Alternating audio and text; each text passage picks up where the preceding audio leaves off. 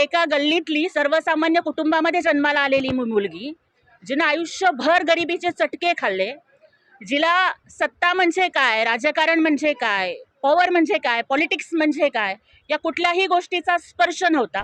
माननीय एकनाथजी शिंदे साहेब हे भाऊ म्हणून या गरीब बहिणीच्या पाठीशी उभे राहिले. शाळेत असताना पायात चप्पल सुद्धा नसायची आणि अनवाणी पायानं सोलापूरच्या गल्लीच्या रस्त्यावर चालणारी मुलगी आज दिल्लीला जातीये की तुम्हाला राजकारण करायचं असेल तर तुमचा बाप मोठा असावा लागतो, तुमचं नाव मोठं असावं लागतं, तुमचं आडनाव मोठं असावं लागतं. मी मोठ्या बापाची पोरगी नाहीये. सर्वप्रथम मी शिवसेनेचे मुख्य नेते, महाराष्ट्र राज्याचे उपमुख्यमंत्री आणि लाडक्या बहिणींचे लाडके भाऊ आदरणीय एकनाथजी शिंदे साहेब यांची मनापासून आभारी आहे की त्यांनी महिला दिनाच्या पार्श्वभूमीवरती महाराष्ट्रातील तमाम महिलांना एक सन्मानाची भेट दिली राज्यसभेच्या या उमेदवारीच्या माध्यमातून.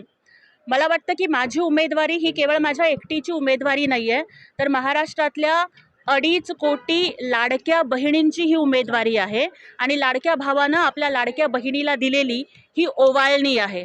त्यामुळे माननीय उपमुख्यमंत्री एकनाथजी शिंदे साहेब आणि आमचे नेते माननीय खासदार डॉक्टर श्रीकांत शिंदे साहेब यांचे मी मनापासून आभार मानते. आणि खरंच विश्वास बसत नाही आहे, कारण सोलापूरच्या एका गल्लीतली सर्वसामान्य कुटुंबामध्ये जन्माला आलेली मुलगी, जिनं आयुष्यभर गरिबीचे चटके खाल्ले, जिला सत्ता म्हणजे काय, राजकारण म्हणजे काय, पॉवर म्हणजे काय, पॉलिटिक्स म्हणजे काय, या कुठल्याही गोष्टीचा स्पर्श नव्हता. परंतु वडील दलित पॅन्थरचे कार्यकर्ते, काबाड कष्ट करणारे माझे आई वडील, कदाचित त्यांना राज्यसभा म्हणजे काय आणि वरिष्ठ सभागृह म्हणजे काय आणि कनिष्ठ सभागृह म्हणजे काय हे पण त्यांना आज सांगून सुद्धा खरं वाटणार नाही.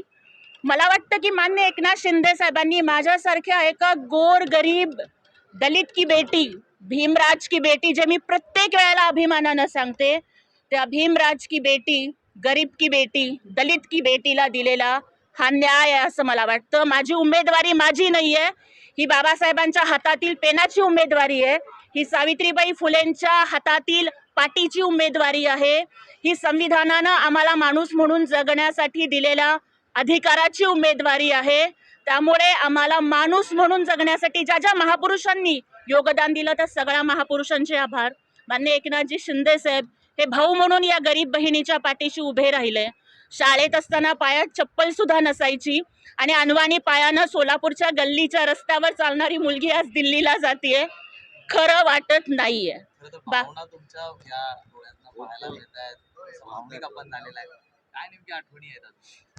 खूप आठवणी आहेत.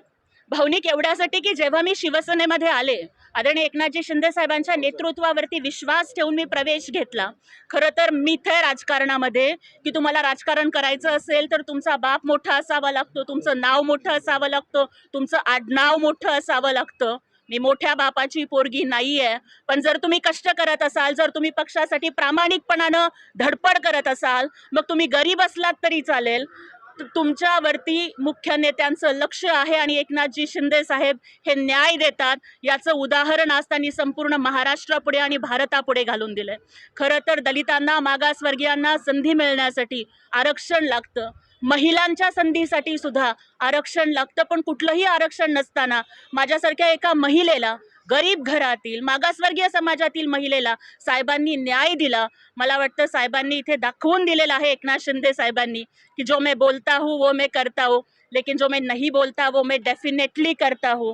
अशा पद्धतीनं त्यांनी मला हा न्याय दिला. आज मला इतकंच या ठिकाणी सांगायचं आहे की सामाजिक न्यायाचा एक नवा पायंडा माननीय एकनाथ शिंदे साहेबांनी घालून दिलेला आहे.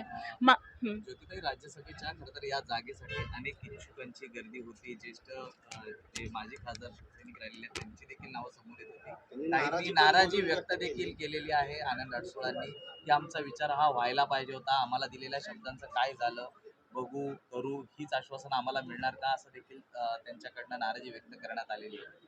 बघा, ज्यांची ज्यांची नावं चर्चेत होती ते सगळे ज्येष्ठ नेते आहेत.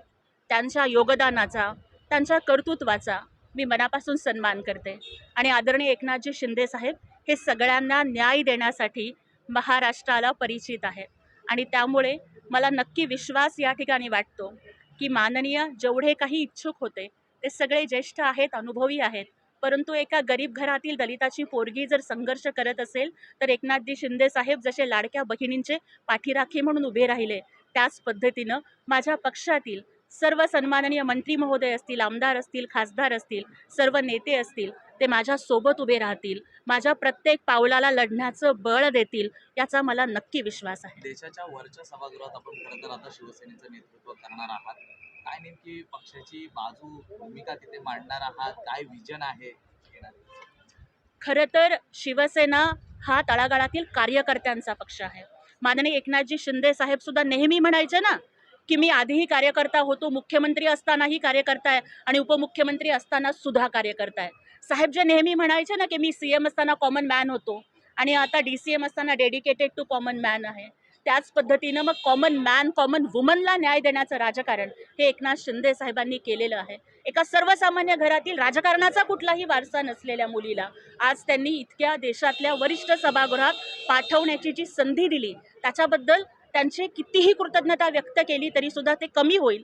वरच्या सभागृहात गेल्यानंतर, राज्यसभेत गेल्यानंतर माझा प्रयत्न हाच राहील की ज्या पद्धतीनं माननीय एकनाथजी शिंदेसाहेब हे कायम कार्यकर्ता आणि शिवसैनिक म्हणून कार्यरत राहिले, त्याच पद्धतीनं व्हॉइसिंग द व्हॉइसलेस ज्याला म्हणतात ना, की ज्यांचा आवाज, ज्यांचे हुंदके, ज्यांचा हुंकार कधीच ऐकला गेला नाही, त्या शोषितांचा, वंचितांचा आवाज बनून, महिलांचा आवाज बनून देशाच्या राजकारणामध्ये शोषित, वंचित, दलित, महिला आणि लाडक्या बहिणींचा आवाज बुलंद करण्याचं काम मी करत राहीन आणि त्यासाठी मला सगळ्यांचे मार्गदर्शन हे नक्की मिळतील असा विश्वास आहे. खरं तर सभागृहामध्ये विकासाचे प्रश्न मांडायचे असतात. सभागृहामध्ये म्हणजे देशाची जी पॉलिसी असते त्याच्या संदर्भात चर्चा करायची असते. त्यामुळे नक्कीच सभागृहामध्ये मला वाटतं की बौद्धिक विचारमंथन होईल अशी मी अपेक्षा व्यक्त करते.